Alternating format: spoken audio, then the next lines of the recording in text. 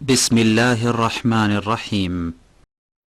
ومن يشاقق الرسول من بعد ما تبين له الهدى ويتبع غير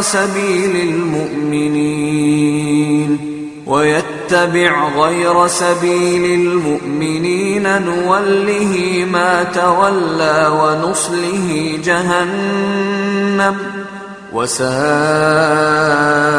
مصيرا.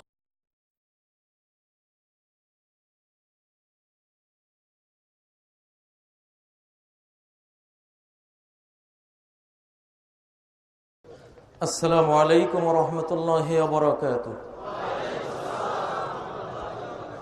إن الحمد لله نحمده ونستعينه ونستغفره ونؤمن به ونتوكل عليه.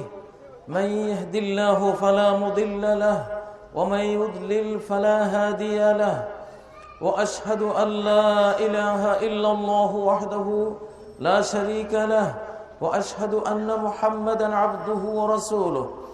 أما بعد فإن خير الحديث كتاب الله، وخير الهدي هدي محمد صلى الله عليه وسلم، وشر الأمور محدثاتها، وكل محدثة بدعة، وكل بدعة ضلالة، وكل ضلالة في النار.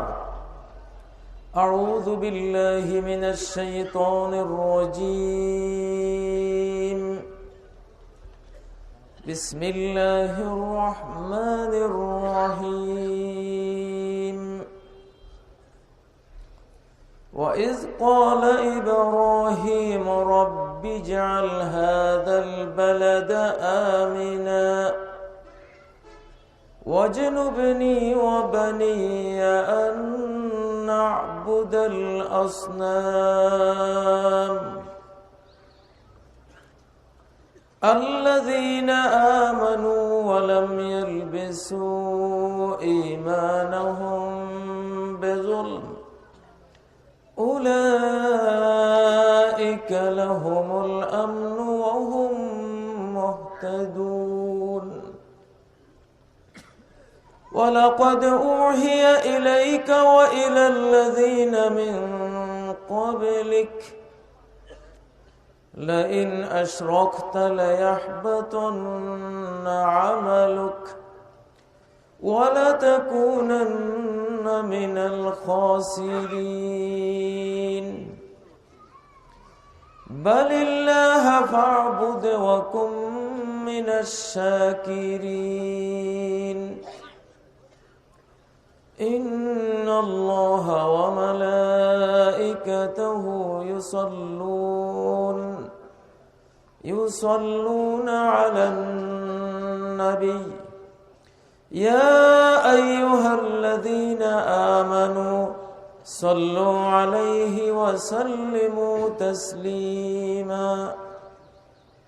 اللهم صل على محمد وعلى آل محمد كما صليت على إبراهيم وعلى آل إبراهيم إنك حميد مجيد. اللهم بارك على محمد وعلى آل محمد كما باركت على إبراهيم وعلى آل إبراهيم إنك حميد مجيد.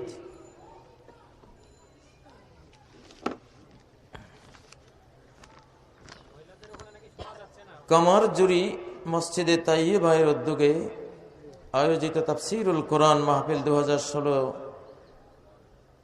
আজকের এই মহতী তাফসীরুল কোরআন অনুষ্ঠানের সম্মানিত সভাপতি শেখ এম হাবিবুর রহমান আকরামাহুল্লাহ, প্রধান অতিথি জনাব আলহাজ মোহাম্মদ জাহিদ হাসান রাসেল এমপি, অন্যান্য ওলামা ইকরাম, সুধীবৃন্দ, আমার সম্মুখে সমবেত সম্মানিত মুসলিম ভাইয়েরা, পর্দার অন্তরালের সম্মানিত মা ও বোনেরা, বক্তব্যের শুরুতে আমি মোতাবাজ্জ হচ্ছি মহাবিশ্বের মহাস্রষ্টা আল্লাহ রব্বুল ইজ্জত আল জালালের দিকে, কায় মনোবাক্যে শিরক মুক্ত হয়ে তাওহীদ দীপ্ত হয়ে তার দিকে মোতাবাজ্জ হয়ে তৌফিক কামনা করছি, তার প্রশংসা করে তার সন্তুষ্টি প্রত্যাশা করছি। সুবহানাল্লাহি ওয়া বিহামদিহি সুবহানাল্লাহিল আযীম সুবহানাল্লাহি ওয়া বিহামদিহি আদাদা খালকিহি ওয়া রিদা নাফসিহি ওয়া জিনাতা আরশিহি ওয়া মিদাদা কালিমাতিহি। সম্মানিত উপস্থিতি, মানুষের জন্য আল্লাহ তাআলা দুটি জ্ঞান নাজিল করেছেন। কয়টি জ্ঞান? দুটি জ্ঞান নাজিল করেছেন। একটি হলো আল ইলমু বিল্লাহ, আল মারিফাতু বিল্লাহ। একটি হলো আল্লাহকে জানা, যেটা সবচেয়ে গুরুত্বপূর্ণ, সবচেয়ে মূল্যবান। সকল জ্ঞানের আগে যে জ্ঞানটি শিখতে হয়, আল ইলমু বিল্লাহ, আল্লাহ সম্পৃক্ত জ্ঞান।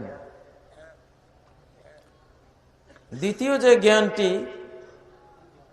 অন্য সকল জ্ঞানের আগে ফরজ, সেটি হলো আল ইলমু বিদীনিল্লাহ, মারিফাতু দীনিল্লাহ, আল্লাহর দ্বীন সম্পর্কে জ্ঞান অর্জন করা। ব্যবহারিক জিন্দেগি কিভাবে আল্লাহর নিয়মে চালানো যাবে সে সম্পর্কে জ্ঞান অর্জন করা। কোরআনের শুরু থেকে শেষ পর্যন্ত এই দুটো জ্ঞানকেই আল্লাহ দিয়েছেন। দুটো জ্ঞানের স্বার্থে হাজারো লাখ কোটি কোটি জ্ঞানের সমাহার কোরআনে আল্লাহ ঘটিয়েছেন। একজন মুসলিমকে খাঁটি মুসলিম হতে হলে কতগুলো পয়েন্ট জানতে হবে? উলামায়ে কিরাম আনুমানিক পরিসংখ্যান করছেন, কমপক্ষে 5 লক্ষ পয়েন্ট প্রতিটি মুসলিমকে জানতে হবে খাঁটি মুসলিম হতে হলে। এত বিশাল বিস্তীর্ণ আমাদের এই দিন। 5 লক্ষ পয়েন্টে যদি বিশুদ্ধ জ্ঞান থাকে, তাহলে আপনি সর্বোচ্চ জ্ঞানবান, আলোকিত, আল্লাহর সন্তোষ ভাজন একজন বান্দা বান্দি রূপে নিজেকে প্রতিষ্ঠা করতে পারবেন। হয়তো অনেকে ভয় পাবেন যে 5 লক্ষ জ্ঞান, সুবহানাল্লাহ, 100 জ্ঞানই তো জানি না, 5 লক্ষ জ্ঞান কবে জানব? এটা একসাথে আল্লাহ ফরজ করেন নাই। জানতে গেলে ধীরে ধীরে ধীরে জানতে শুরু করলে জীবন শেষে দেখা যাবে 5 লক্ষই হয়তো জানা, চর্চা করা, শোনা হয়ে গেছে। রওনা হয়ে গেলে 5 লক্ষ পর্যন্ত পৌঁছতে না পারলেও আল্লাহ তাআলা 5 লক্ষের সওয়াব দিয়ে দিবেন। ইন্নামাল আমালু বিন্নিয়াত। 99 জনকে হত্যাকারী ব্যক্তি, তার তওবা কবুলের শর্ত যেটা ছিল যে নেককার মানুষদের গ্রামে যেতে হবে, সে রওনা হয়ে গেছে, কিন্তু যে কুলায়নি। যতটুকু রাস্তা গিয়েছিল কম গিয়েছিল, বেশি পরিমাণ রয়ে গিয়েছিল, কিন্তু ওইটুকু যেতে পারার কারণেই আল্লাহ তাআলা তাকে ওই 99 খুন, বরং আরো একজনকে খুন করে সেঞ্চুরি করেছিল, খুনের সেঞ্চুরি করেছিল। আমাদের এই যুগের, এই উম্মতের আগের যুগের একজন মানুষ, আল্লাহ তাআলা তাকেও ক্ষমা করেছিলেন। সে খুনের ভয়াবহ পাপ জানতো না, যখন জানলো তওবা করার চেষ্টা করলো, রওনা দিল, কিন্তু পৌঁছতে পারলো না, ক্ষমা পেয়ে গেল। আমাদের দায়িত্ব হলো রওনা হয়ে যাওয়া, চেষ্টা শুরু করে দেয়া। আমি আমার কথাই বলি, আমি আজীবন তলেবুল ইলম, জ্ঞানের একজন ছাত্র এখনো আলহামদুলিল্লাহ। আমি কোনো উস্তাদ নই, শাইখুল হাদিস নই, মুহাদ্দিস নই, কোনো আলেম নই, কিছু নই। আমি একজন জ্ঞানের ছাত্র আলহামদুলিল্লাহ। জ্ঞানের ছাত্র হতে পারার মতো গৌরব আর কিছুতে নেই। আল্লাহ সম্পর্কে মানব জাতি সবচেয়ে বেশি ভুল করে। আল্লাহ ইলমু বিল্লাহ, অনেকে হয়তো ধারণা করবেন আল্লাহ সম্পর্কে আবার কি জানবো, আল্লাহ তো আল্লাহই। আল্লাহ সম্পর্কে আবার কেউ ভুল করে? হ্যাঁ, আল্লাহ সম্পর্কে সবচেয়ে বেশি মানুষ ভুল করে।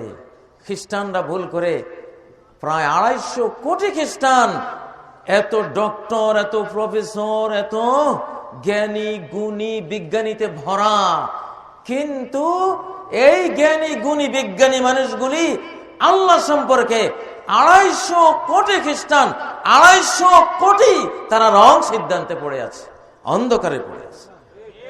তারা আল্লাহ বানিয়ে রেখেছে ঈসা আলাইহিস সালামকে, আল্লাহর গোলামকে আল্লাহ বানিয়ে রেখেছে, আল্লাহর রসুলকে আল্লাহ বানিয়ে রেখেছে, আল্লাহর বান্দাকে আল্লাহ বানিয়ে রেখেছে। এর চেয়ে বড় অজ্ঞতা, বড় মূর্খতা, বড় রং আইডিয়া পৃথিবীতে আর কি হতে পারে?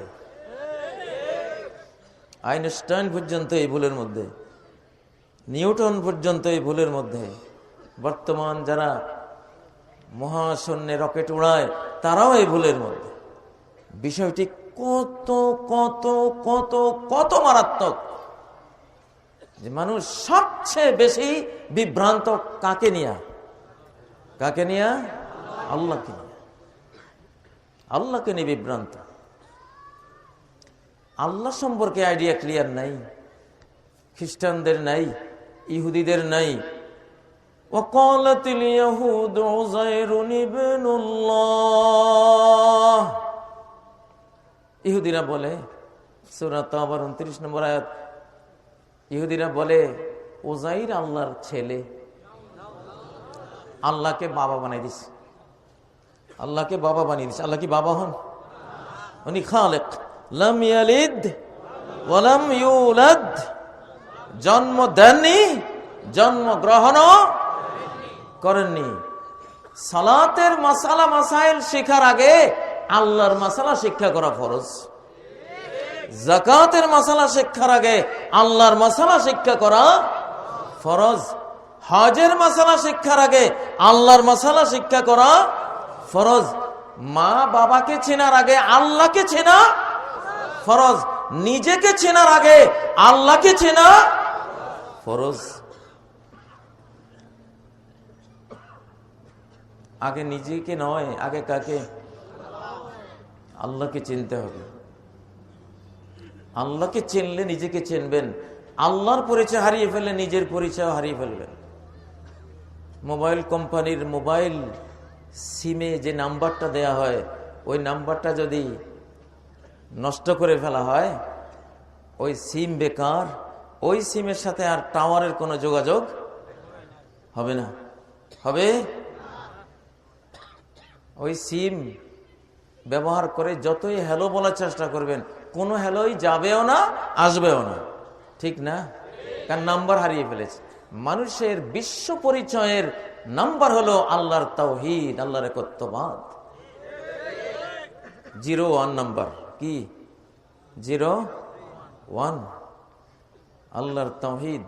ফিতরাতাল্লাহিল্লাতী ফাতারান নাস আলাইহা, আল্লাহর তাওহীদ, একত্ববাদ।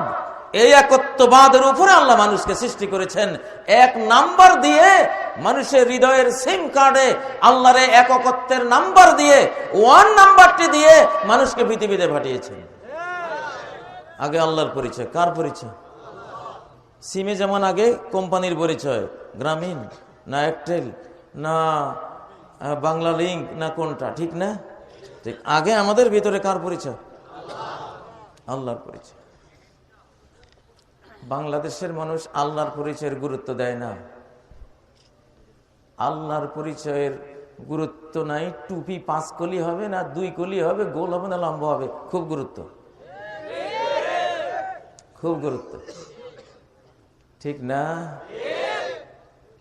ফরজ নাই, ওয়াজিব নাই, হালাল নাই, হারাম নাই, তাওহীদ নাই, সুন্নত নাই, কিচ্ছু নাই। সবে বরাতে জাগতে হবে, সব গুনাহ মাফ। দেশটাই নফলের দেশ, দেশটাই নফলের দেশ। ফরজের কোনো ভ্যালু নাই,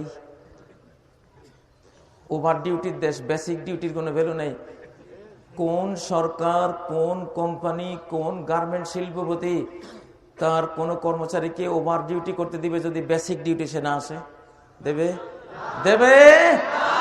দেবে না। কিন্তু বাংলাদেশে মানুষ ফরজের চেয়ে নফলকে বেশি গুরুত্ব দেয়।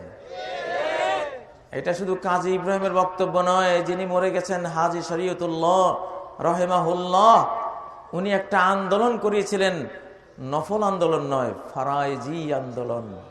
কি আন্দোলন? উনি এসে দেখলেন সবাই নফল নিয়ে ব্যস্ত। আরে বাবা, তোমার নফলের তো কোনো ভ্যালুই নেই যদি ফরজ আদায় না করো। ইন্নাল্লাহা লা ইয়াকবালুন নাফিলা হাত্তা তুআদ্দাল ফারিদা। আল্লাহ কোন নফল কবুলই করবেন না যতক্ষণ না ফরজ আদায় করা হয়। এই জন্য হাজী শরীয়তুল্লাহ রাহিমাহুল্লাহ কি আন্দোলন করেছিলেন? ফরজি আন্দোলন। ফরজ পড়ো, ফরজ পড়ো। ফরজটা হলো বেসিক ডিউটি। ফরজ পড়লে জান্নাত অবধারিত তোমার জন্য। নফল না পড়লেও, নফল না পড়লেও ফরজের কারণে জান্নাত অবধারিত। সহিহ বুখারীর সিয়াম পর্বের প্রথম হাদিস। আরবের গ্রামীণ ব্যক্তি এসে নবীজির কাছে ইসলাম সম্পর্কে জানলেন, প্রশ্ন করলেন। নবীজি বললেন, ফরজ ইত্যাদির কথা বললেন। সব শোনার পরে, ফরজগুলির জ্ঞান পাওয়ার পরে সে বলল, ওয়াল্লাযী আকরামাকা বিল হাক্কি লা আতাতাওয়াউ শাইআন ওয়ালা আনকুসু মিম্মা ফারাদাল্লাহু আলাইয়া শাইআন। যিনি আপনাকে সত্য দিয়ে সম্মানিত করেছেন, আমি কসম, তার কসম করে বলছি, আমি কোনো ফরজ ত্যাগ করব না, আর কোনো নফল ইবাদত আমি আদায় করব না। নবীজি বলেন, আফলাহা ইন সাদাক, সত্য বললে সে জান্নাত পেয়ে গেছে। মান সাররাহু আন ইয়ানজুরা ইলা রাজুলিন মিন আহলিল জান্নাহ ফালইয়ানজুর ইলা হাযা। কেউ কোনো জান্নাতি ব্যক্তি দেখতে চাও তো এই ব্যক্তিকে দেখ। কথা বুঝেছেন? কম্পালসারি বিষয়ে ফেল, উনি ঐচ্ছিক বিষয়ে নাম্বার নিয়ে মাথা ফাটাই ফেলছে। কম্পালসারি বিষয়ে ফেল করলে ঐচ্ছিক বিষয়ের নাম্বারে পাস আনতে পারবে? এই জন্য আগে ফরজের দায়িত্ব। বাঙালিরা, বাংলাদেশের মানুষ সৌদি আরবে গিয়ে বলে সৌদি আরবের লোকজন ভালো না, এরা কোনো সুন্নত পড়ে না, খালি ফরজ পড়ে দৌড় দেয়। তুমি যে ফরজই পড়ো না, তোমার এই দেশের শতকরা 8-10 জন 12 জন মানুষ কোনো মতে ফরজ পড়ে, বাকিরা ফরজেরই খবর নাই। ওই বেচারারা তো ফরজের গুরুত্ব, টিকিটের গুরুত্ব বুঝছে, জান্নাতে যাওয়ার মূল আমল কোনটা ওইটা তারা জেনে গেছে। এই জন্য ফরজ পড়ে তারা দৌড় দেয়। দৌড় দিয়ে গাড়িতে সুন্নত পড়ে, বাসায় সুন্নত পড়ে, অফিসে সুন্নত পড়ে। সুন্নত পড়ার জায়গা তো সারা পৃথিবী। আল্লাহু আকবার, ঠিক না? কয় সৌদি আরবের মানুষ ভালো না, আমরা খুব ভালো।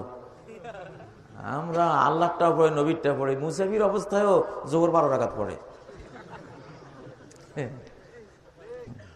মুসাফির অবস্থায় জোহর 12 রাকাত। মুসাফির অবস্থা জোহর কয় রাকাত? শুধুই 2 রাকাত। কেউ 12 রাকাত পড়লে গুনাহ হবে তার।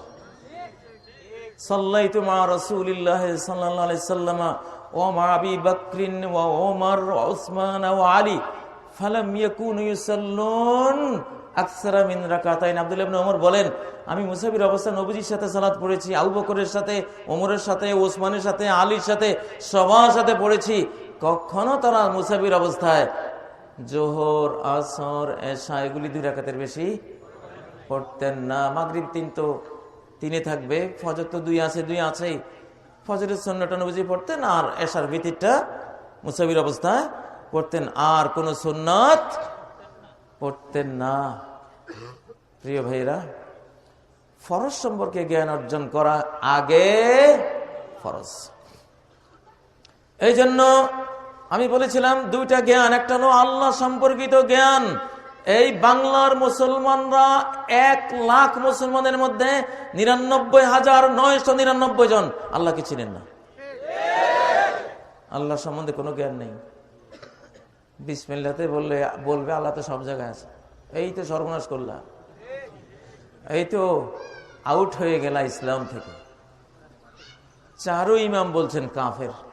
ইমাম আবু হানিফা, ইমাম মালিক, ইমাম শাফি, ইমাম আহমদ, সমস্ত সাহাবী, সমস্ত তাবী, সমস্ত আম্বিয়ায়ে কেরাম, আল কোরআনের 1000 আয়াত, হাদিসের অসংখ্য হাদিস, সকলেই ঐক্যবদ্ধভাবে বলেছেন আল্লাহ কেবলই আর রহমান আলাল আরশ ইস্তাওয়া, রহমান কেবলই শুধুমাত্র আরশের উপরে বিরাজমান।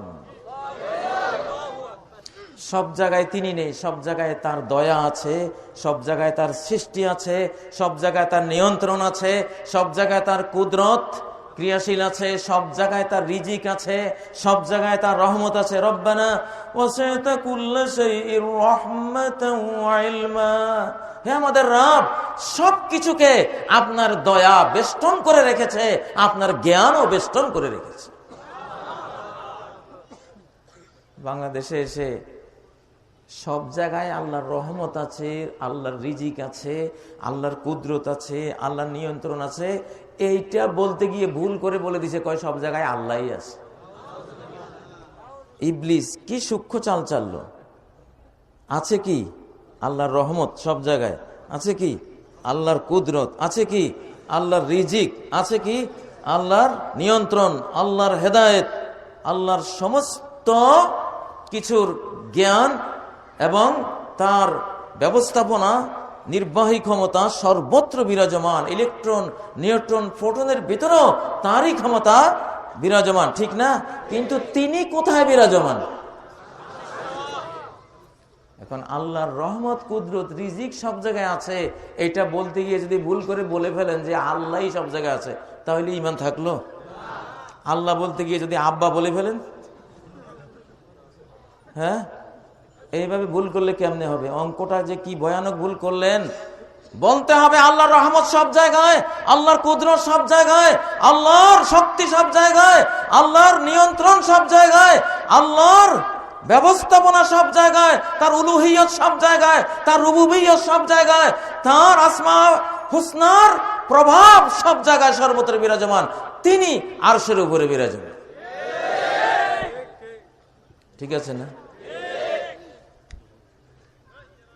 তাহলে আমিও তো এক সময় আমার হুজুরা পড়াইছে আল্লাহ সব জায়গায় আছে। আমি যে অবস্থায় মরতাম, আহা কি উপায় হইতো। আমিও তো পড়েছি ওটা, কারণ আমি তো এই দেশের সন্তান। অনেক ভুল আছে। মনে করবেন না যে আল্লাহ সম্পর্কে অনেক জানি, কিচ্ছু জানেন না, কিছুই জানেন না। এই জন্য আল্লাহ তাআলা প্রথম সূরায় আল্লাহ আগে নিজের পরিচয় দিয়েছেন, তারপরে ইবাদতের পরিচয়। আলহামদুলিল্লাহ রাব্বিল আলামিন আর রহমানির রহিম মালিকি ইয়াউমিদ্দিন, 5টা নাম দিয়ে আগে আমাকে চেনো। আমি তোমার কাছে আগে মুতাজাল্লি হচ্ছি, তোমার কাছে প্রকাশমান হচ্ছি, আগে আমাকে চেনো, তারপরে না আমার দিন চিনবা, আমাকে কিভাবে পেতে পারো সেই রাস্তা চিনবা। ঠিক না? কোরআনের সর্বপ্রথম সূরায় আগে কিসের পরিচয়? নামাজের, রোজার, হজের, যাকাতের, কিসের পরিচয়? আল্লাহর পরিচয়, মারিফাতুল্লাহ। কি পরিচয়? মারিফাতুল্লাহ। কোরআনের সর্বশেষ সূরায় কার পরিচয়? প্রথমে কার পরিচয়? কুল আউযু বিরাব্বিন নাস মালিকিন নাস ইলাহিন নাস। বলো আশ্রয় চাই মানুষের স্রষ্টা প্রতিপালকের কাছে, মানুষের শাহানশাহ রাজাধিরাজের কাছে, মানুষের একমাত্র সত্য মাহবুদ মাহবুব মাকসুদের কাছে। সুবহানাল্লাহ। আগেকার পরিচয়।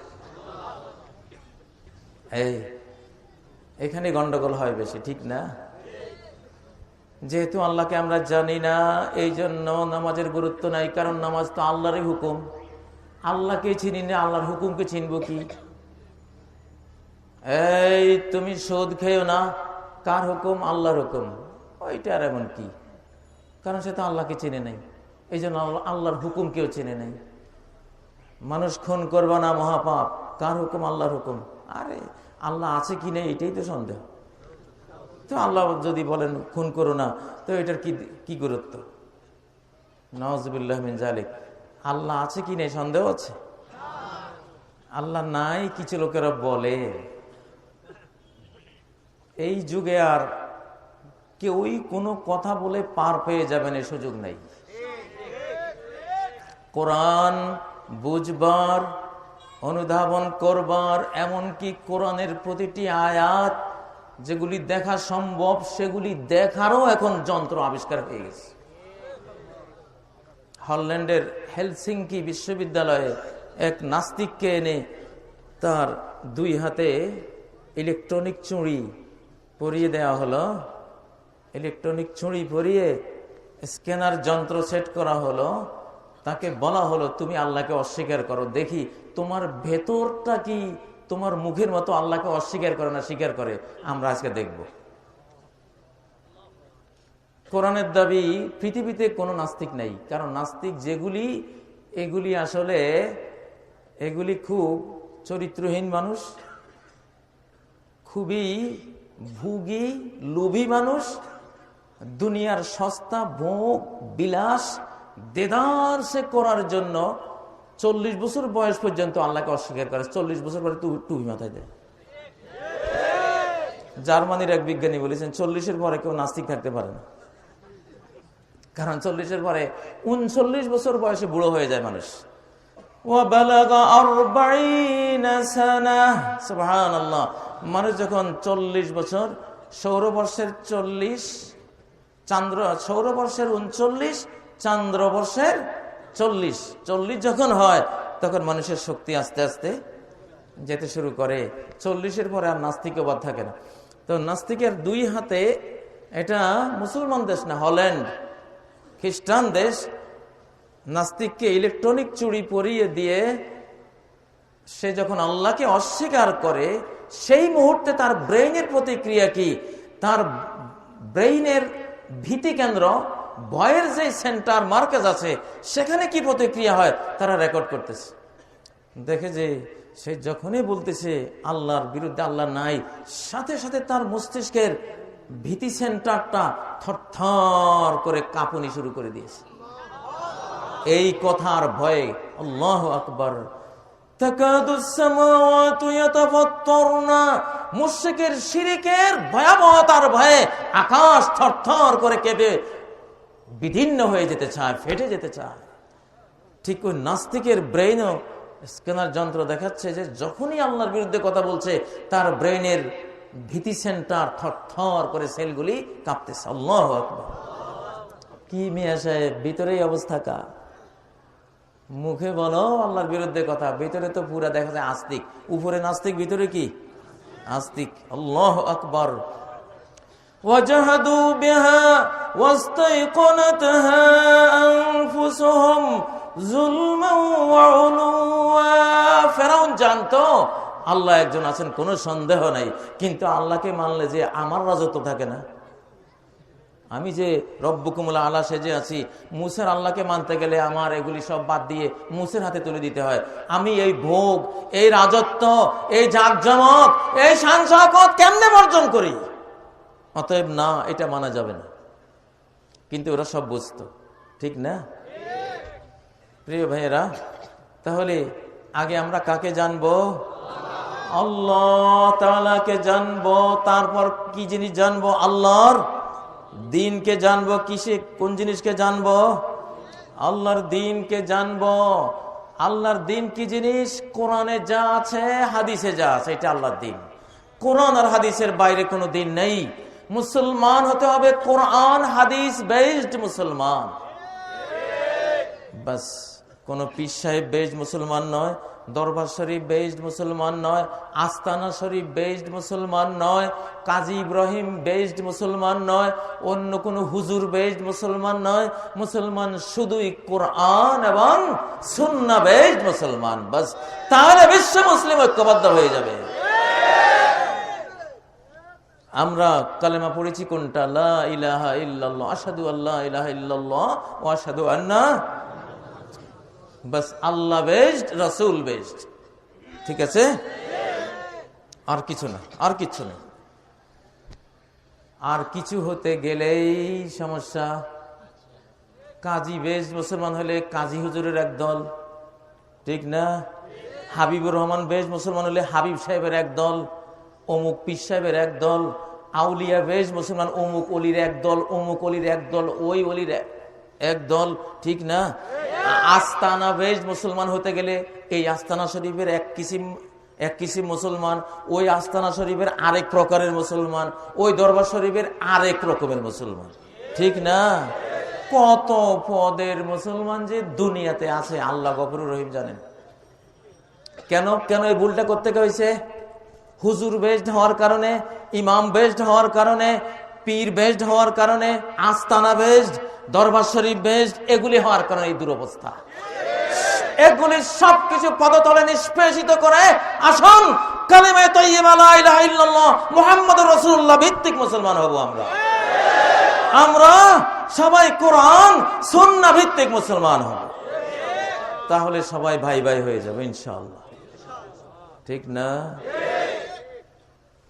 কোন হুজুর কি গায়েব জানে? কোন হুজুর গায়েব জানেন না। গায়েব কে জানে? আল্লাহ জানেন। আর আল্লাহ গায়েবের খবরগুলি তার রাসূলকে জানিয়েছেন, ঠিক না? প্রিয় ভাইয়েরা, আল্লাহ গায়েব জানেন।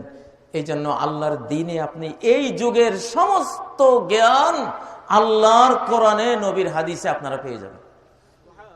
এই যুগের উপযোগী সব জ্ঞান।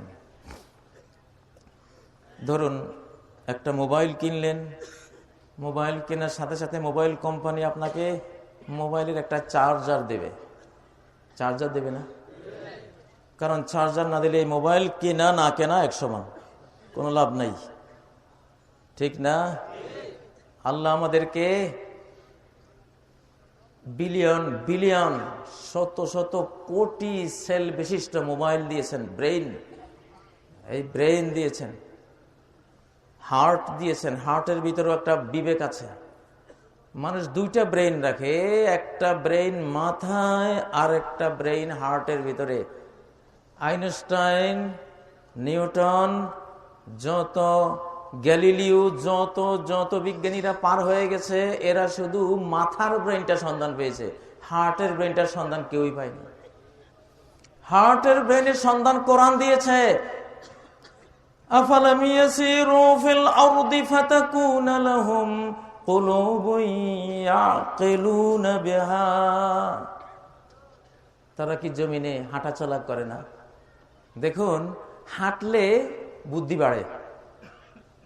হাঁটলে কি বাড়ে?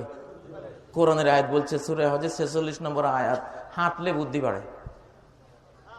আমি গতকালকে বিজ্ঞানের গবেষণা দেখলাম, তারা বলছে হ্যাঁ, যে যত বেশি হাঁটতে পারবে তার ব্রেইন তত শার্প, বুদ্ধি তত সতেজ।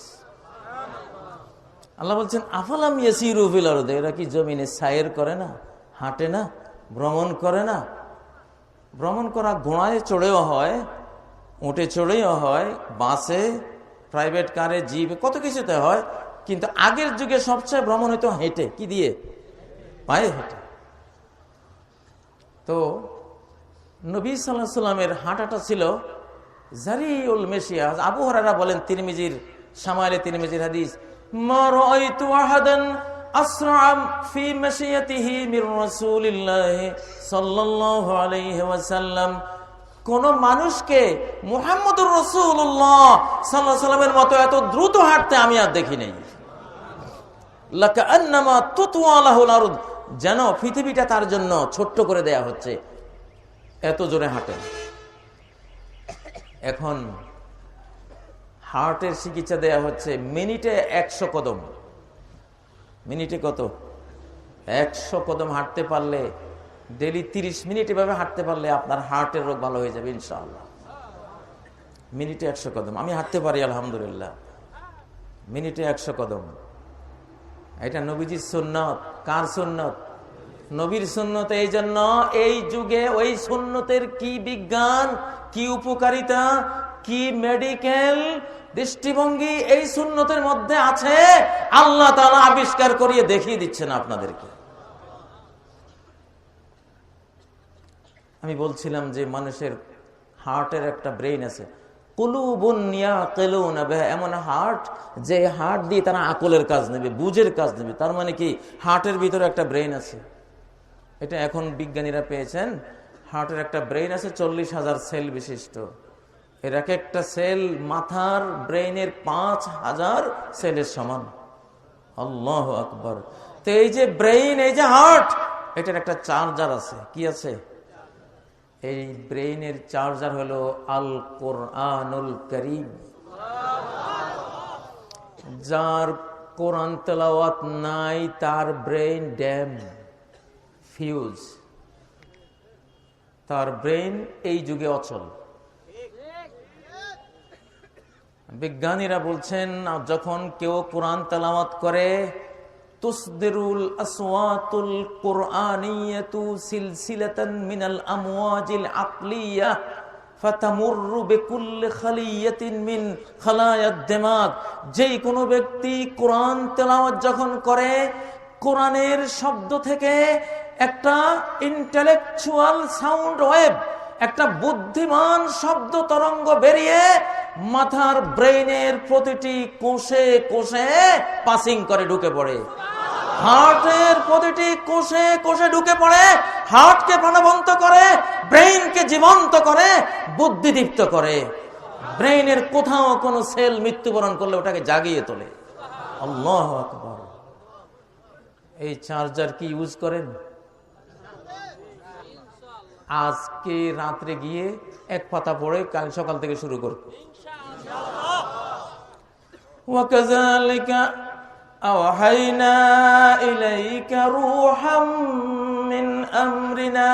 এই কোরআন একটা প্রাণ, এটা একটা রূহ, এটা একটা আত্মা। তোমার ব্রেইনে, তোমার হার্টে নয়, শুধু তোমার গোটা বডিতে ঢুকে তোমাকে সে নুরানি করে তুলবে, প্রাণবন্ত করে তুলবে, জীবন্ত করে তুলবে, ক্যান্সার মুক্ত করে তুলবে, আলঝাইমার মুক্ত করে তুলবে, এইডস মুক্ত করে তুলবে। যদি তুমি ভালোভাবে মনোযোগ দিয়ে পড়ো, সমস্ত রোগ থেকে সম্পূর্ণ নিরাময় করে তুলবে। ওয়ানুনাজ্জিলু মিনাল কুরআনি মা হুয়া শিফাআ। কোরআনে তো এমন কিছু নাজিল করি যা পুরোটাই নিরাময়। বিজ্ঞানীরা বলছেন আমরা কিরলিন ফটোগ্রাফি, রাশিয়ার এক বিজ্ঞানী আবিষ্কার করেছেন কিরলিন ফটোগ্রাফি। কিরলিন ফটোগ্রাফি দিয়ে দেখা যায় যারা কোরআন তেলাওয়াত করে এদের দেহের চারপাশে একটা আলোর বেষ্টনী থাকে। যতক্ষণ তেলাওয়াত ততক্ষণ একটা আলোর বেষ্টনী। এই আলোর বেষ্টনীটা একটা দুর্গ। ইবলিসের কোন সাউন্ড ওয়েভ, অসওয়াসার কোন তরঙ্গ, ইবলিসের কুমন্ত্রণার short wave, long wave, medium wave, কোন ওয়েভই ওই আলোর বেষ্টনীর কারণে ঢুকতে পারবে না আপনার ভিতরে। সূরা বনী ইসরাইলের 45 নম্বর আয়াত, ওয়াইজা করাতাল কুরআনা জাআলনা বাইনাকা ওয়া বাইনাল্লাযীনা লা ইউমিনুনা বিল আখিরাতি হিজাবাম মাসতুরা। তুমি যখন কোরআন তেলাওয়াত করো, তোমার মাঝে আর আল্লাহ অবিশ্বাসীদের মাঝে আমি এক অদৃশ্য প্রাচীর, অন্তরায় নির্মাণ করে দেই। আল্লাহু আকবার। অনেক সময় আপনি শত্রু আসছে, আপনি কোরআন তেলাওয়াতে লেগে যাবেন, আপনার ওই ইলেকট্রোম্যাগনেটিক রের যে বেষ্টনী আপনাকে দেবে, শত্রু আপনাকে দেখবেই না, চোখে দেখতেই পাবে না। আমার পিতার জীবনে এমন একটা ঘটনা আমি জানি। উনি এক শত্রুর কবলে পড়েছিলেন, কিন্তু উনি সবসময় তেলাওয়াত করতেন।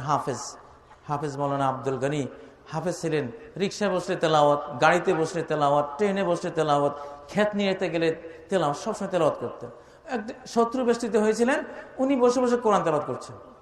শত্রুরা কেউ ওনার দিকে চেয়েও দেখেনি, অথচ এসছে আঘাত করার জন্য, কিন্তু চেয়েও দেখেনি।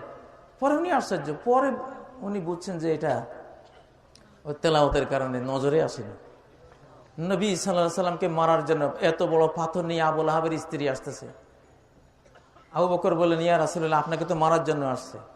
নবীজি বলেন, আমি একটা কোরআন পড়ে লুকিয়ে যাব। আল্লাহু আকবার, আল্লাহু আকবার। নূরের বেষ্টনী, মাথার দিক থেকে নূর, পদতলের নিচে নূর, ডানে নূর, বায়ে নূর, সামনে নূর, পেছনে নূর, জিহ্বায় নূর, হৃদয়ে নূর, চক্ষে নূর, কর্ণে নূর, চামড়ায় নূর, ভেতরে নূর, বাইরে নূর, নূর আর নূর আর নূর। আল্লাহু আকবার। ওয়ালাকিন জাআলনাহু নূরা। কোরআন যে কি বিস্ময়কর, বিস্ময়কর, বিস্ময়কর, কি যে জিনিস! আল্লাহু আকবার। এটি আল্লাহর জাতের সিফত, আল্লাহর জাতের জিনিস। কোরআনে কারীম আল্লাহর জাতের জিনিস। এই কোরআন যে সঠিকভাবে পড়বে, তার মতো শক্তিশালী, বুদ্ধিদীপ্ত, আবিষ্কারধর্মী, সৃজনশীল কোনো মানুষ হতে পারে না। প্রিয় ভাইয়েরা, ব্রিটিশরা মুসলিম জাতির সাথে 250 বছর লড়াই করেছে।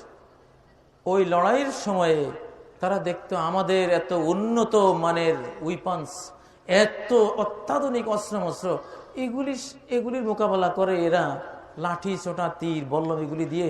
তারপরে দেখি আমরা মারা পড়ি, অনেকে কুলাই নেয় এদের সাথে। এদের শক্তির উৎস কি?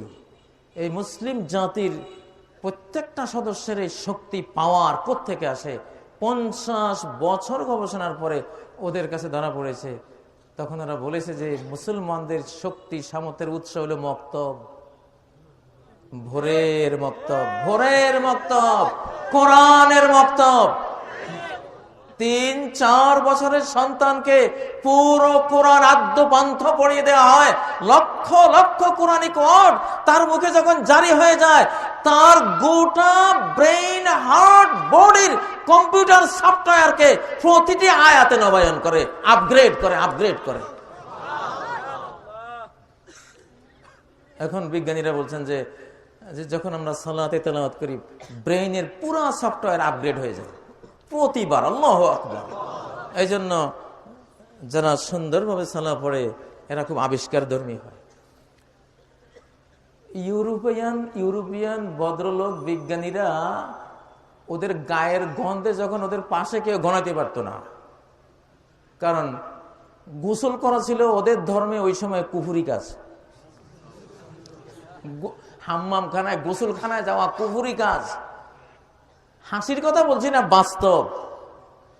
রানী ইসাবেলা যে মুসলমান একটাও যতদিন স্পেনে থাকবে ততদিন আমার অন্তর্বাস আমি ধুব না। অন্তর্বাস মনে হয় 4 বছর পর্যন্ত অন্তর্বাস ধোবে নাই। গায়ের গন্ধে কে যাবে তার কাছে?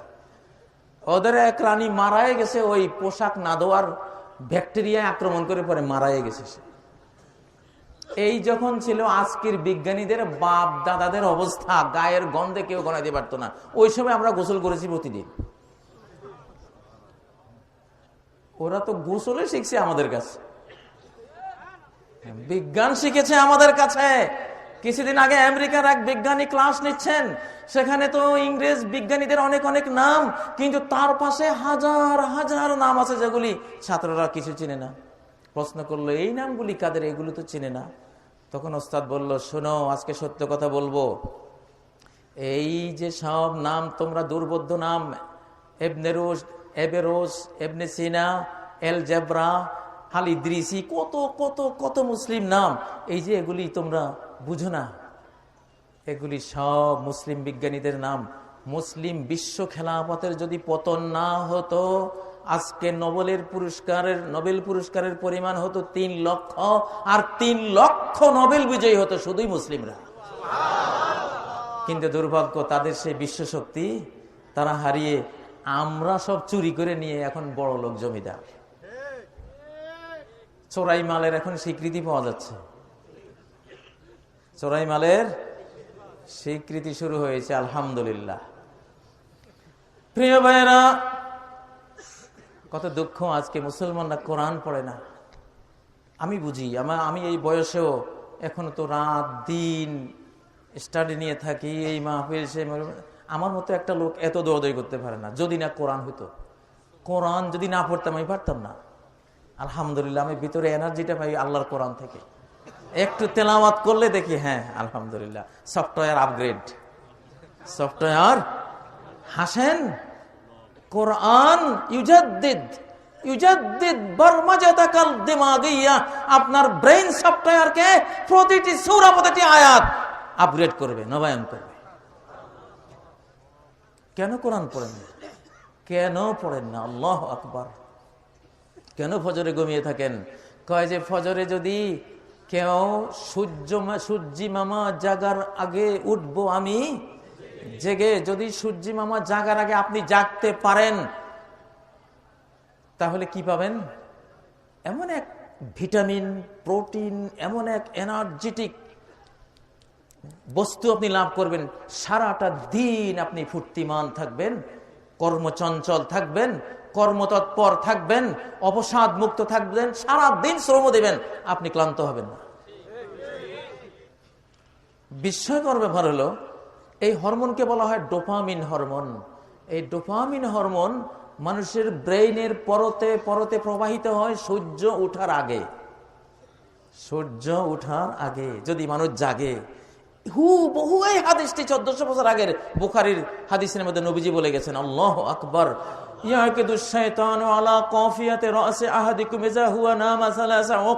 তোমাদের কেউ যখন ঘুমায়, শয়তান তার মাথার পিছনে 3টা গেরা দেয়, বান্টনা করে, বান্টনা। ইয়াদরিবু আলা কুল্লি উকদাতিন আলাইকা লাইলুন তাওয়িলুন ফারকুদ, সে ফু দেয়, কি পড়ে? কয় যে রাত এখনো অনেক আছে, আরো ঘুমা। 4:45 বাজে গেছে, ও আরে কবে জামাত হবে, আরো 50 মিনিট পরে, ঘুমাইছি।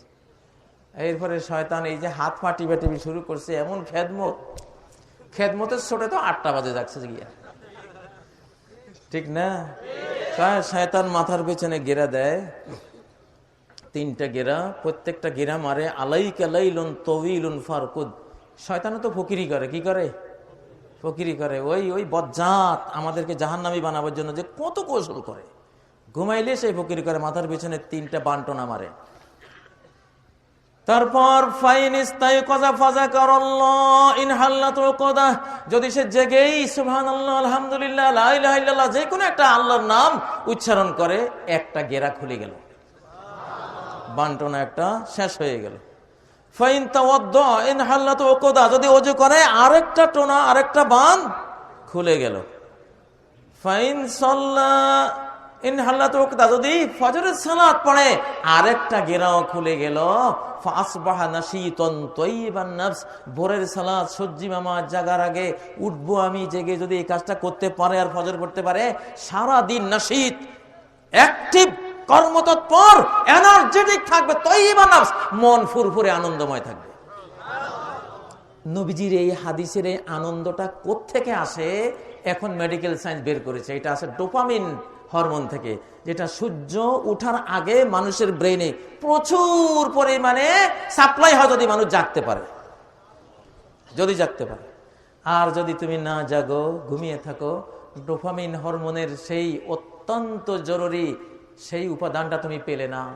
সেই জন্য সারাদিন ফাসবাহা খবিসান নাফসে কাসলান, সারাদিন মনটা অশান্তি, অপবিত্র, অলস, কোনো কিছুতে এনার্জি পাই না, ভালো লাগে না, ঠিক না? হাযা হুয়াল ইসলাম। এটা কি? এটা ইসলাম।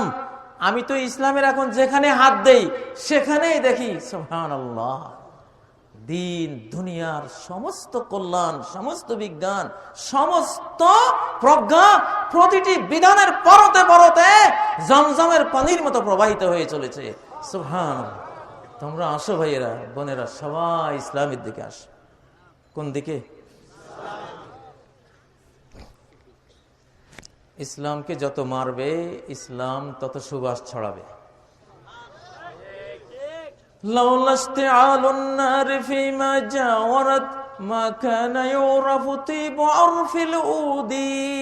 চন্দন কাঠ যে এত সুবাস ছিল কেউ জানতো না। একদিন জঙ্গলে আগুন লেগেছে, আগুন লাগার পরে দেখা যায় যে জঙ্গল থেকে এমন সুবাস গ্রামকে গ্রাম মাতোয়ারা করে দিচ্ছে। কিরে, এই সুবাস কোত্থেকে আসে? গ্রাম টানতে টানতে গিয়ে দেখেছে এই গাছটা, এই গাছ, যে গাছের দাম ছিল 10 টাকা, সেই গাছের দাম এখন 10 লক্ষ টাকা। আগুন লাগার পরে সুবাস ছড়ায়। মেহেদি শিলপাটার বাটনি খাওয়ার পরে রং ছড়ায়, ঠিক না? ইসলাম ইসলামের দুশ্মনদের বাটনি খাওয়ার পরে শুধু রং বাড়ে, যত পিসা রং তত ঘাটি, যত পিসমা রং তত ঘাটি। ইসলামের দুশ্মনদের সকল অত্যাচার, উৎপীড়ন, নির্যাতন, মুসলিম নিধন, মুসলিম জাতির উপরে যত অত্যাচার, সব কিছুকে আল্লাহ তাআলা তাদের অজান্তে ইসলামের বিজয়ের কাজে ব্যবহার করে ফেলেন, ওরা টের পায় না। বর্তমানে সবচেয়ে বড় ইসলাম প্রচারক হলেন president Bush, president Obama, president Putin, president Hollande কিনা ফ্রান্সের, উনি, তারপর আরো যারা আছে। কারণ এদের কথা সারা বিশ্বের মানুষের কানে কানে যায়। একটা কথা বললে সারা বিশ্ব মিডিয়া রেকর্ড করে, করে না? তো ওরা যখন ইসলামের নাম লয়, মানুষকে কিরে ইসলাম কি, ইসলাম কি, এই ইসলাম কি, লেখতো ইংরেজিতে লেখ, ইন্টারনেট বাউজ দে, এই তো শুরু হইলো 30 পারা কোরআন, 20,000 সহিহ হাদিস, আয় রে এইটাই ইসলাম, সুবহানাল্লাহ, আমি মুসলিম হব। ডক্টর আরিফি আরব জাহানের বড় একজন ইমাম, খতিব, সম্মানিত খতিব, মিনার প্রান্তরে 2 আমেরিকান যুবকের দেখা। কি আমেরিকান যুবক, তোমরা মুসলমান? হ্যাঁ আমরা মুসলমান। কার হাতে মুসলমান হলাম? কয় যে প্রেসিডেন্ট বুশের হাতে মুসলমান হলাম। কেমনে? প্রেসিডেন্ট বুশ ইসলাম প্রচার করে? হ্যাঁ আলবৎ, আমাদের বুশ সাহেব ইসলাম প্রচার করেন, উনি বড় প্রচারক। কেমনে? কয় যে টুইন টাওয়ার ঘটনার পরে আমরা গোটা আমেরিকান জাতি, প্রেসিডেন্টের ভাষণ হবে, এমন এক জাতি বিপর্যয়, আমরা তো সবাই কম্পিউটার, টেলিভিশন, যন্ত্রপাতি নিয়ে বসা। বুশের প্রত্যেকটা ওয়ার্ড বাই ওয়ার্ড আমরা গুরুত্ব দিয়ে শুনছি। হঠাৎ 2 বার তিনি ইসলাম ইসলাম কি জানি বললেন। আমি আর আমার এই তরুণ সঙ্গী, আমরা 2জন ফ্রেন্ড, কিরে ফ্রেন্ড, ইসলাম কি? আমি তো বুঝি না। তুই কিছু বুঝিস না? আমি তো বুঝি না। তো ল কম্পিউটার ল, ইংরেজিতে ইসলাম লিখে চার্জ দেওয়ার সাথে সাথে দেখি গোটা নোবেল কোরআন, সমস্ত হাদিস, কত বড় বড় মনীষী বক্তব্য। পরে তো ইসলামে আমাদেরকে ধরে ফেলছে, আমরা মুসলমান হয়ে গেছি। আল্লাহু আকবার। কাজী ইব্রাহিম কোন ইসলামের বড় প্রচারক না, ওনারা বড় প্রচারক। কথা বুঝছেন? এটা আল্লাহ পারেন। বিশ্বের প্রতিটি ঘরে ঘরে ইসলামের শব্দটি পৌঁছাতে হলে এত বড় প্রযুক্তি মুসলমানদের হাতে নাই, তাদের হাতে আছে। এই জন্য আল্লাহ তাআলা, ওরা তো আর ইসলামের পক্ষে কথা বলার লোক না, একটুখানি ঝাল লাগাই দিলে ওরা জ্বলবে আর বিরুদ্ধে কইব। এই বিরুদ্ধে কইতে গেলে তো ইসলাম শুনি ফেলাইছে। কিরে ইসলাম কি? এখন পড়ালেখা কর, এখন ইসলাম জানতো এটা কি জিনিস। এই তো পায়া গেল, পাগলারা কয় শাকুনে আস না, কয় মনে করে দিলি। ওরা ইসলামের দুর্নাম করে ইসলাম যে একটা জিনিস আছে এটা মনে করাই দিল। আল্লাহ তাআলা ওদের থেকে মনে করিয়ে দিয়ে আর খেদমতটা নিলেন। আল্লাহু আকবার। আর এটাই তো প্রথম দরকার, যে আমার বান্দা যেগুলি ইসলামই জানে না, শুনে নাই জীবনে, ওদেরকে তো প্রথম কাজ হলো ইসলাম নামে একটা জিনিস আছে একটু মনে করা দিতে পারেনি কেউ। আল্লাহ আসমান থেকে অবজারভেশন করছেন যে এই কাজটা কার থেকে নেওয়া যায়, যে ইসলাম শব্দটা পৌঁছাই দিতে চায় বিশ্বের ঘরে ঘরে। কারা পারবে? ওরা পারবে, ওদের প্রযুক্তি আছে। তো এই যে গন্ডগোল লেগে এখন তারা ইসলাম ইসলাম ইসলাম ইসলাম সারাদিন নেগেটিভ প্রচার, কিন্তু নেগেটিভ প্রচার থেকে পজিটিভ উপকার আল্লাহ তাআলা আনছেন। প্রেসিডেন্ট বুশের কন্যা এখন মুসলিম, আলহামদুলিল্লাহ। বড় বুশ, ছোট বুশের মেয়েও মুসলমান, বড় বুশের মেয়েও মুসলমান। কি আমরা প্রচার করছি সেই ইসলাম? আমরা প্রচার করি নাই। প্রিয় ভাইয়েরা, ইসলাম এটা হলো চন্দন কাঠ, যেই একটু পোড়া দিবে সেই মাতোয়ারা হয়ে পকেটে এক টুকরা নিবে। আরে সর্বনাশ, ইসলামের কেউ পোড়া দিও না, যেই পোড়া দিবা পাগল হয়ে যাবা। ইসলাম কিনার জন্য পাগল হয়ে যাবা। বুশে পোড়া দিছে, এখন বুশের মেয়ে ইসলাম নেওয়ার জন্য পাগল হয়ে, বাপে কি করবে এখন? আচ্ছা ঠিক আছে, তুমি মুসলমান হয়েছে, হও, অসুবিধা নাই। ব্রিটেনের চিফ জাস্টিস মুসলমান, আমি সেদিন দেখলাম মহিলা চিফ জাস্টিস, উনি মুসলমান। প্রেসিডেন্ট নিক্সনের পলিটিক্যাল অ্যাডভাইজার রবার্ট গ্রিন, উনি এখন মুসলমান। আল্লাহু আকবার। টনি ব্লেয়ারের শেলিকে এখন মুসলমান। 16 আফ্রিকান রাষ্ট্রের পাদ্রী পোপ ধর্মগুরু, খ্রিস্টান ধর্মগুরু, উনি মুসলমান। এই যে শুরু হয়েছে পপ তারকা, রাজনৈতিক তারকা, শিল্প তারকা, মাইকেল জ্যাকসনের কথা তো জানেনি, ওই তো মুসলমান হয়েছিল না? হাজার হাজার লাখ লাখ মানুষ মুসলমান যে হচ্ছে এমনি না, কারণ ইসলামের প্রতিটি আয়াত একটা সায়েন্স, প্রতিটি হাদিস একটা সায়েন্স, ইসলামের প্রতিটি বিধান দুনিয়ার একটা মিষ্টি, পরকালের একটা মিষ্টি। আল্লাহু আকবার। দেহের শান্তি, মনের শান্তি। জাতিসংঘ পরিসংখ্যান দিল এই 2015 সালে উন্নত বিশ্বের উন্নত মানুষদের মধ্যে 8 লক্ষ মানুষ আত্মহত্যা করেছে। 8 লক্ষ। তাদের জাতিসংঘের বিশ্ব স্বাস্থ্য সংস্থার সব বড় বড় বিজ্ঞানীরা বলে দিয়েছে এই আত্মহত্যার প্রবণতা মুশকিলাতুন আসরিয়াতুন মুজমিনাতুন লা ইলাজা লাহা, এটা এমন এক মানবীয় ট্র্যাজেডি, এর কোনো চিকিৎসা আমাদের কাছে নাই। আরে বব্বর, তোর কাছে চিকিৎসা থাকবে কই? তুই কাজীর কাছে না আসবি?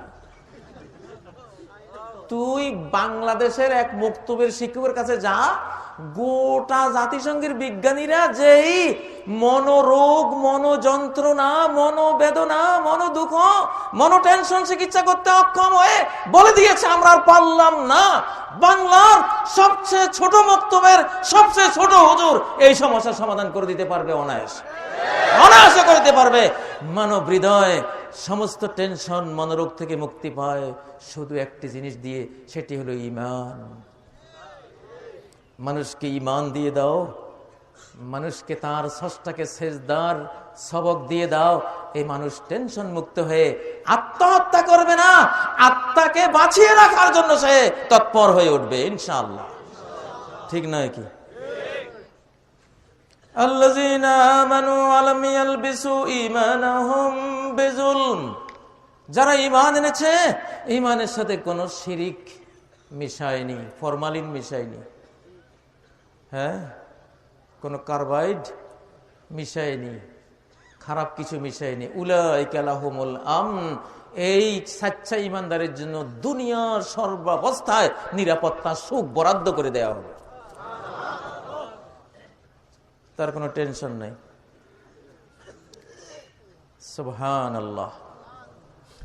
কয় যে মুমিন বিপদ পেলে এত বেশি খুশি হয় যেটা সম্পদ পেলেও হয় না। আল্লাহু আকবার। যাই হোক, আমি এই চ্যাপ্টারে যাব না, কারণ সময়, আমাকে আবার আরেকটা পর্ব আছে। কিছু প্রশ্ন উত্তর আপনারা দিয়েছেন, উত্তর দিতে হবে। তো বক্তব্য এগুলি। মনটা চায় যে ইসলামের চন্দন গাছটা, চন্দন কাঠটা সুবাস আমার নাক দিয়ে এমন ঢুকতেছে, এখন আমার গোটা 60 বডি এখন চন্দন কাঠ হয়ে গেছে। আল্লাহু আকবার। এই জন্য মনটা চায় যে ইসলামের এই সুবাসগুলো ছড়িয়ে দেয়া হোক, কিন্তু মানুষের তো একটা সময়ের ব্যাপার থাকে। গভীর রাতে ওয়াজ করাও ইসলাম বিরোধী, কারণ ঘুমের হরমোন শরীর ছেড়ে দেয় রাত 9টা বাজলে। ব্রেইন বলে যে এই এখন ঘুমের হরমোন শুরু হয়েছে, খবরদার ওয়াজ করবেন না, এখন ঘুমের টাইম। কোন টাইম? ঘুমের টাইম। এই জন্য এই টাইম বেশি নেব না, আমি অল্প সময়ে আপনাদের কিছু প্রশ্নের উত্তর দেব ইনশাআল্লাহ। যে প্রশ্নগুলি আমাকে দেওয়া হোক। ইমামের পেছনে জামাতের সাথে যখন নামাজ পড়ি, ইমাম আলহামদু শরীফ পড়ার সাথে সাথে আমরা কি আলহামদুলিল্লাহ পড়তে হবে এবং কেন? আলহামদুলিল্লাহ সূরাটি আল্লাহর পরিচয় বহন করে। কার পরিচয়? আল্লাহর পরিচয় বহন করে, আল্লাহর একত্ববাদের পরিচয় বহন করে। ইহদিনাস সিরাতাল মুস্তাকিম, আমাদেরকে হেদায়েত দেন সরল সঠিক পথে। হেদায়েতের 3টা প্রকার: হেদায়েতুল বায়ান, হেদায়েতুল ইলহাম, হেদায়েতুত তৌফিক। আপনি চাচ্ছেন যে আল্লাহ কোনটি হেদায়েতের বাণী সেটা আপনি বয়ানও করেন, আমার হৃদয়ে সেটা ইলহামও করে দেন, আমার হাত ধরে সেই হেদায়েতের পথে আমাকে চালিয়েও দেন আপনি। আল্লাহু আকবার। 3ও হেদায়েত একসাথে চাই আমরা, ঠিক না? এত বড় দোয়া। এই দোয়ারও এই সূরার অপর নাম হলো সূরাতুস সালাহ। সালাত সূরা। কি নাম? নামাজ সূরা। এই সূরার অপর নাম কি? কি সূরা এটা? নামাজ সূরা, তো নামাজ সূরা ছাড়া নামাজ হয় কেমনে বলেন? নামাজ সূরা ছাড়া নামাজ হয়? হ্যাঁ, সূরাটার নামই কি? সূরাতুস সালাহ, নামাজ সূরা, সালাত সূরা। অতএব নবীজি বলেছেন লা সালাতা ইল্লা বিফাতিহাতিল কিতাব, সূরা ফাতিহা ছাড়া কোনো সালাত নেই। ফজরের সালাতে ইমামের পিছনে, নবীজির পিছনে সাহাবায়ে কেরাম সূরা ফাতিহা সহ অন্য সূরাও তেলাওয়াত করতেন। নবীজি একদিন সালাম ফিরে জিজ্ঞাসা করলেন লাআল্লাকুম তাকরাউনা ওয়ারা ইমামিকুম, মনে হয় ইমামের পিছনে তোমরা কেরাত করো? তারা বলল হ্যাঁ আমরা পড়ি। নবীজি বললেন ফালা তাফআলু ইল্লা বিউম্মিল কোরআন, ইমামের পিছনে অন্য কোন সূরা ফজরে পড়িও না, তবে সূরা ফাতিহা পড়বা। সূরা ফাতিহা পড়বা। কে বলছেন? নবীজি বলছেন। কে বলছেন? আমাদের সমাজে কিছু কিছু উলামায়ে কেরাম, খুব হার্ড লাইনে চলে গেছেন। দেখুন, আমিও কিন্তু হানাফি মাযহাবের আলেম। হানাফি মাযহাব আমার সারা ছাত্র জীবনে, আমি যদি কোনো মাযহাবের লোক না, কোরআন সুন্নাহর লোক। কিসের লোক?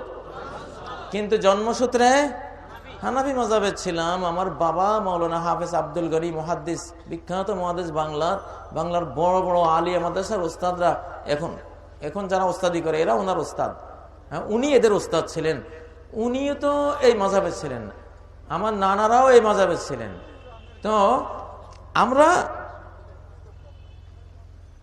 নিরপেক্ষ দৃষ্টিকোণ থেকে আমরা দেখেছি যে সূরা ফাতিহা পড়াটাই সবচেয়ে বেশি দলিল প্রমাণ দ্বারা সুপ্রতিষ্ঠিত একটি বিষয়, স্ট্রং দলিল দিয়ে প্রমাণিত বিষয়। এতে মাযহাবের কিছু যায় আসে না।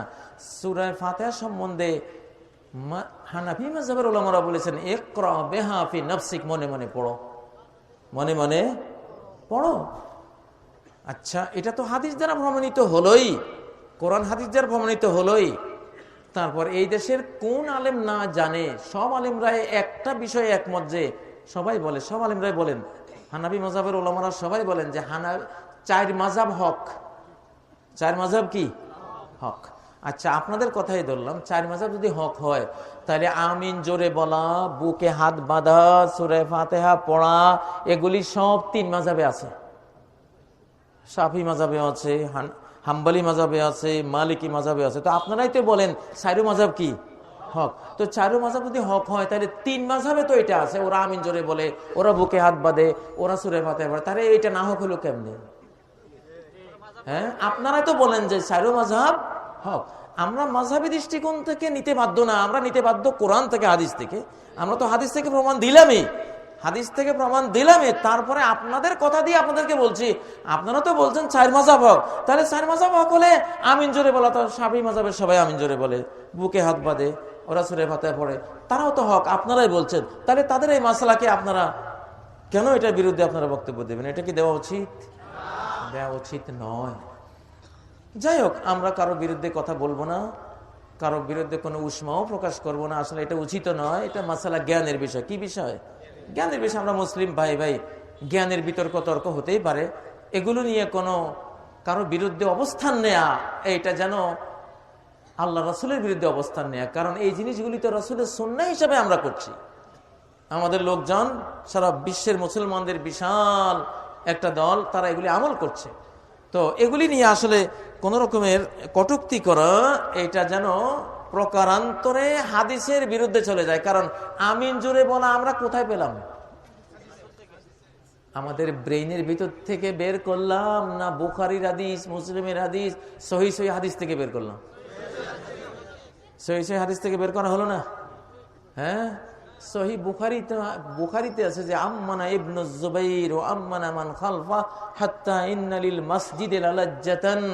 আব্দুল্লাহ ইবনে জুবাইর কাবা শরীফে ইমামতি করলেন, তার পেছনে তিনি আমিন বললেন, পিছনে সবাই আমিন বলল, এমনকি গোটা মসজিদ প্রকম্পিত হয়ে উঠল আমিনের ধ্বনিতে।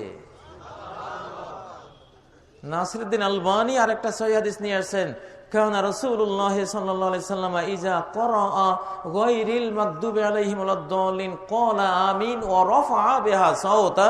নবী সাল্লাল্লাহু আলাইহি ওয়াসাল্লাম যখন ওয়ালাদ-দাল্লিন বলতেন, তারপরে আমিন বলতেন এবং খুব আওয়াজ উঁচু করে, বড় করে, জোর গলায় বলতেন আমিন।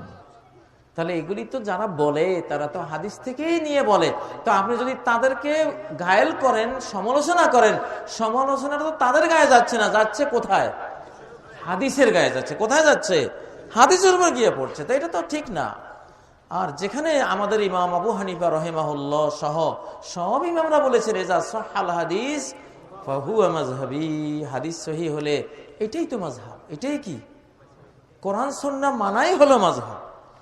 তাহলে এখানে তো আসলে কোনো রকমের আমরা এগুলি নিয়ে কোনো ডিভাইড আমরা মুসলিমদের মধ্যে করব না ইনশাআল্লাহ, ঠিক না? যারা আমিন জোরে বলেন, কখনো আমিন যারা আসতে বলেন তাদের বিরুদ্ধে আপনারা কোনো কথা বলবেন না, কারণ ওইটাও একটা ইস্তেহাদ। তারা ইস্তেহাদ থেকে বলছে।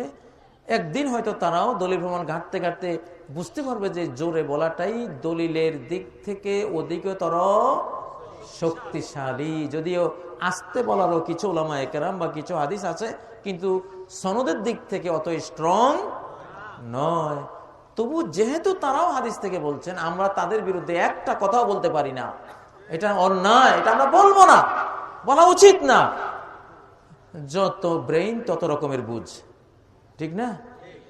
আমরা দোয়া করব আল্লাহ আমাদের সবাইকে যেটা সবচেয়ে স্ট্রং, সবচেয়ে বেশি লাভজনক, সেটা যাতে আমরা আমল করতে পারি, এইটা বলতে পারে। কিন্তু কারোর বিরুদ্ধে আমরা কিছু কটূক্তি করতে পারি না। আমরা যেহেতু আমাদের মুসলিম ভাইয়েরা সবাই তো হাদিসকেই ফলো করার চেষ্টা করছেন, তাই না? এখন মুস্তাহিদ যখন ইস্তেহাদ করেন, গবেষক যখন গবেষণা করেন, তিনি যদি শুদ্ধ করেন তিনি ডাবল সওয়াব পাবেন, যদি তিনি ভুল করেন তাহলে সিঙ্গেল সওয়াব পাবেন। সুবহানাল্লাহ, কত সুন্দর। আজকে মুসলিম সমাজকে ঐক্যবদ্ধ হওয়া উচিত। এগুলো নিয়ে কাদা ছড়াছড়ি করার কোনো সুযোগ নাই। আল্লাহ তৌফিক দান করুন। হ্যাঁ, আমিনের কথা তো বললাম। জি,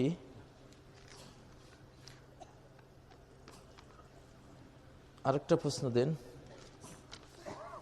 রাসূল সাল্লাল্লাহু আলাইহি ওয়াসাল্লাম নাভির নিচে হাত বেঁধে সালাত আদায় করেছেন নাকি বুকের উপর হাত বেঁধেছেন?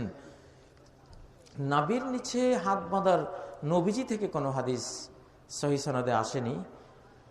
হযরত আলী রাদিয়াল্লাহু তাআলা এর একটা আমল হিসেবে ইমাম বাইহাকি এটা বর্ণনা করেছেন।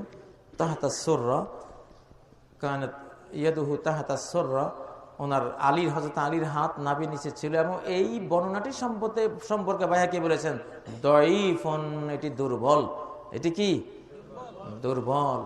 এবং সহিহ ইবনে খুজাইমায় একমাত্র একজন সাহাবী থেকে স্পষ্ট একটা হাদিস এসেছে যেটা সহিহ নিঃসন্দেহে। সাহাবীর নাম হলো ওয়াইল ইবনে হুজুর। তিনি বলেছেন রাআইতুন নবী সাল্লাল্লাহু আলাইহি ওয়াসাল্লাম ওয়া ইউসাল্লি ওয়াদিআন ইয়াদাহু আলা সাদরিহি, আমি নবীজিকে দেখেছি সালাত অবস্থায় তার হাত মোবারক তিনি সিনার উপরে রেখেছেন। কোথায় রেখেছেন? কোথায় রেখেছেন? আমাদের সমাজের পুরুষদের চেয়ে মেয়ে লোকেরা বেশি বুদ্ধিমতী। মেয়ে লোকেরা সবাই বুকে হাত বাঁধে। হানাফি মাযহাবেও মহিলারা খুব বুদ্ধিমতী। মহিলারা নবীজির আসল সুন্নতটা পেয়ে গেছে, পুরুষেরা পায় নাই। আমার মা, আমার বোন, আমার চাচি, যেটি আমি দেখেছি শিশুকাল থেকে সবাই বুকে হাত বেঁধে সালাত পড়ে। তাহলে তোমাদের মহিলারা এত সুন্দর সুন্নতটা যে পাইলো, তোমরা একটু গবেষণা করলে না? গবেষণা করে দেখা উচিত না? সুবহানাল্লাহ। তা আসলে এটা স্ট্রং। তারপরও এগুলি সুন্নাহ, এগুলি নফল, এগুলি নিয়ে কোনো সমালোচনা চলবে না, চলবে না। বুকে হাত না বাঁধলে কি, আমি যদি আল্লাহু আকবার আমরা দাঁড়িয়ে থাকি, ইমাম মালিকের অনুসারী একদল আছে ওরা আল্লাহু আকবার বলে হাত ছেড়ে দেয়। আরে বাবা, এগুলি তো সুন্নত নফল, এগুলির উপরে নামাজ বাতিল হওয়া না হওয়া নির্ভর করে না, ঠিক না? হাত ছেড়ে দিলেই কি, হাত ছেড়ে দেয়। মক্কাতে গেলে দেখবা কেউ হাত ছেড়ে দিয়ে দাঁড়িয়ে আছে, আমি দেখেছি আমার পাশে নামাজে দাঁড়াইছে, আল্লাহু আকবার বলে এমনি রয়েছে। আমাদের কোন মসজিদে বাংলাদেশে যদি এই ঘটনা ঘটে, ওই বেচারা জান লইয়া আর মসজিদ থেকে বের হতে পারবে না। ওরে কবরে ফাটানো অনেক বড় সোয়াবের কাজ মনে করে পিটাইয়া ওরে জান হালাক করে দেবে, ঠিক না? এগুলি মূর্খতা। এগুলি কি মূর্খতা? উনি যেই ব্যক্তি আল্লাহু আকবার বলে এইভাবে হাত ছেড়ে দিয়ে দাঁড়িয়েছে, সেও নবীজির জীবনের প্রথম সময়ে দুই একটা হাদিস এমন আছে যে নবীজি হাত এইভাবে ছেড়ে দিতেন। তারা ওইটাকে নিয়েছে, তারাও হাদিসকে উৎস হিসেবে মেনে ওটা নিয়েছে। আপনি ব্লেম করতে পারেন না, বুঝ, সবার বুঝ তো সমান হবে না, ঠিক না? তো এগুলি নিয়ে কিন্তু কেউ বাড়াবাড়ি করবেন না। যারা আমিন জোরে বলেন, রফিল ইয়াদাইন করেন, তারাও বাড়াবাড়ি করবেন না, যারা করেন না তারাও বাড়াবাড়ি করবেন না, করলে জাহান্নামে যাবেন। লা ইয়াহিল্লু লিমুসলিমিন আন ইয়াহজুরা আখাহু ফাওকা সালাস ফাইন হাজারা ফামাতা দাখালান নার। কোন মুমিনের জন্য, মুসলিমের জন্য হালাল নয় তার কোন ভাইকে 3 দিনের বেশি ছেড়ে রাখা, কথাবার্তা না বলা, সালাম কালাম না করা। যদি 3 দিনের পরেও তাকে সালাম কালাম না দেয়, সম্পর্ক রিনিউ না করে, নবায়ন না করে, আর ওই অবস্থায় মারা যায়, তাহলে দাখালান নার, এই লোকটা জাহান্নামে যাবে। কত বড় ফরজ! মুসলমানে ভ্রাতৃত্ব সৌহার্দ্য রক্ষা করা কত বড় ফরজ, অথচ হাত তোলা, হাত বাঁধা, এগুলি কি ফরজ? ফরজ না। তাহলে তুমি যে নফল রক্ষা করতে গিয়ে ফরজ তোর করে ফেললা, মুসলমানের বিরুদ্ধে গালি দিলা, তার সাথে কথাই বলো না, তাকে তুমি গুমরা বললা। পাগড়ির ফজিলতের ওয়াজ শুনে এমন ভক্তি আসছে পাগড়ির উপরে, এখন পাগড়ি নেয় কি করি, পরে লুঙ্গিটা খুলে পাগড়ি বাঁধছে,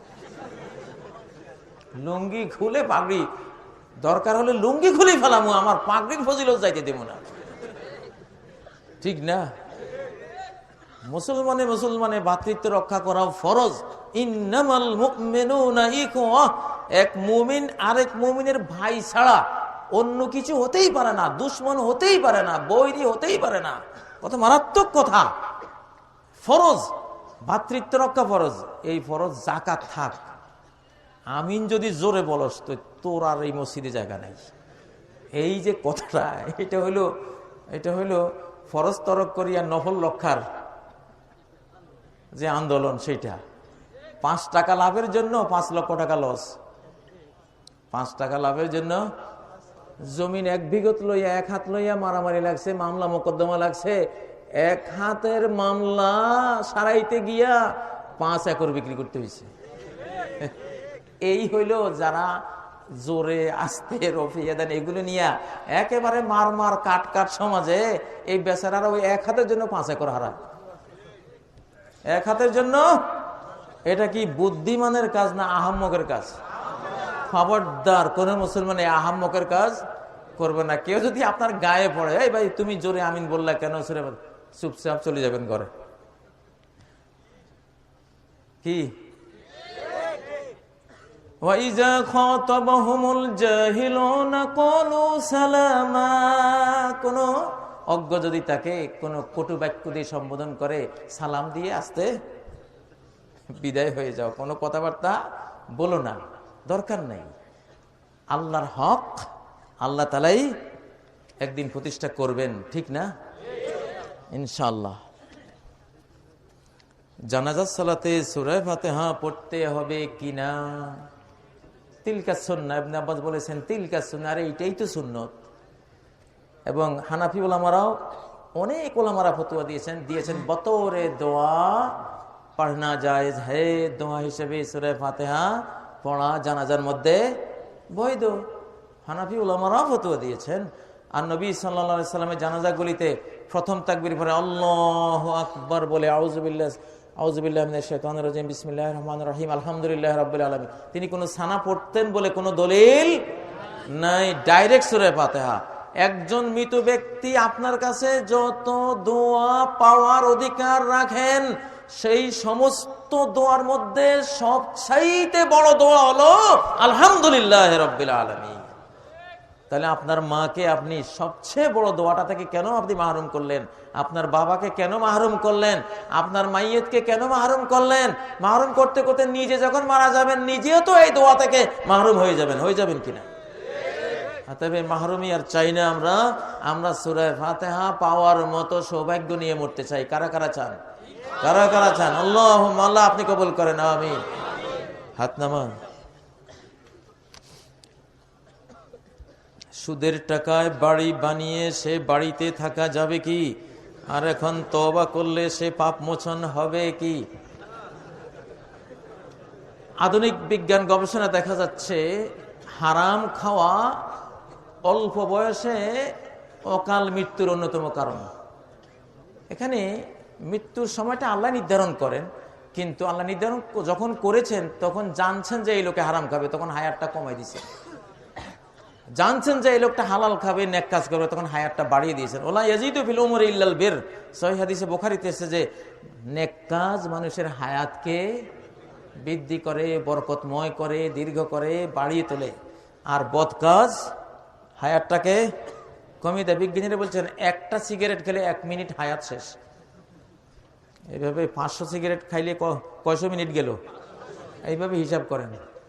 পৃথিবীর 20 থেকে 30 লক্ষ মানুষ এই সিগারেট খাইয়া খাইয়া গোরস্থানে চলে যাইতে আছে হারামখোর হইয়া। কি হইয়া? হারামখোর। সিগারেট খাবেন না। জর্দা তো হলো কাঁচা সিগারেট। সিগারেট 2 প্রকার, একটা হলো পোড়া সিগারেট, একটা কাঁচা সিগারেট। জর্দা, তারপরে তামাক পাতা, সাদা পাতা, সব কি সিগারেট? কাঁচা সিগারেট।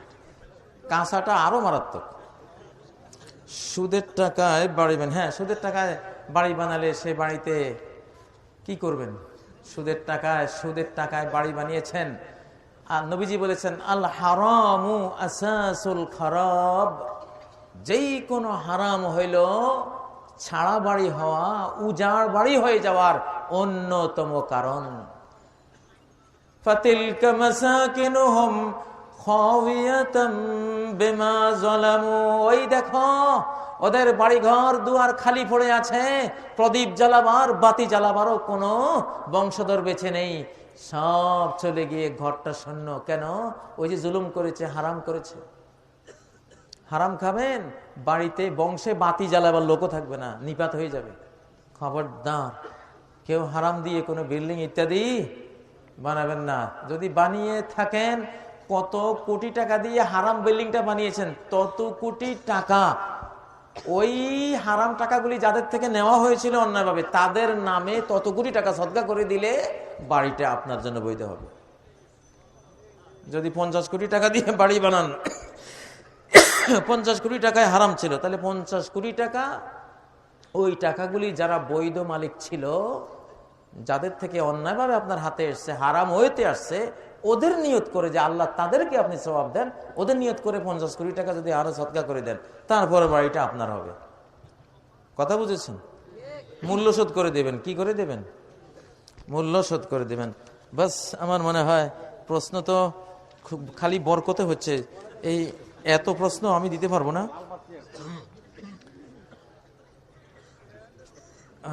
এখানে সিংগাইর মানিকগঞ্জ অলিপুরি সাহেব বলেন আল্লাহ সব জায়গায় বিরাজমান।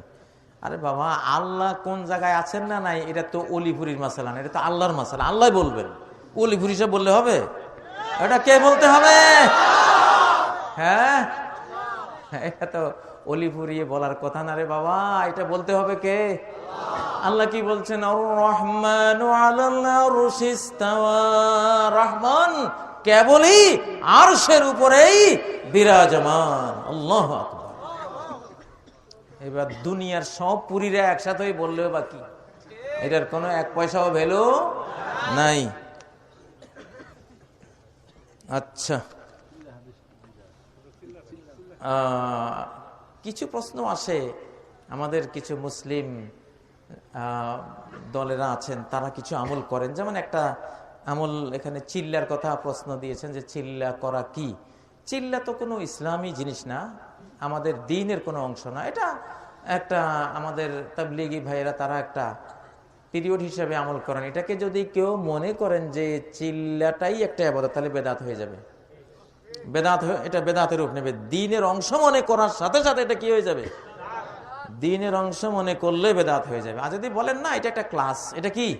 এটা ক্লাস, এমনি এটা আমি গেলেই বাকি না গেলেই বাকি, এটা কোনো সব গুণের সাথে কোনো সম্পর্ক নাই। এই সেন্স থেকে যদি কেউ করেন তাহলে তখন সেটা বেদাত হবে না। কিন্তু এই সেন্স থেকে আমরা জানি মানুষ এই সেন্স নেয় না, মানুষ ধর্মীয় সেন্সটাই বেশি নেয়, ঠিক না? এটাকে এই জন্য সতর্ক থাকতে হবে। এইসব বিষয় ধর্মের পার্ট মনে করার সাথে সাথে এটা বেদাতে রূপান্তরিত হবে। এটা আপনাদের একটা ক্লাসের, যেমন বিদ্যালয়ে 8টা ক্লাস করা হয়, 7টা ক্লাস করা হয়, এটাকে কেউ ধর্ম মনে করে না, এটা তাদের একটা ব্যাপার, ঠিক কি না? হ্যাঁ, এটাকে ওইভাবে নিলে তখন সমস্যা নেই, কিন্তু ইবাদত হিসাবে নেওয়ার কোনো সুযোগ নেই। ফাসিকি, কুফরি ও তাগুত এই তিনটি শব্দের মধ্যে পার্থক্য কি?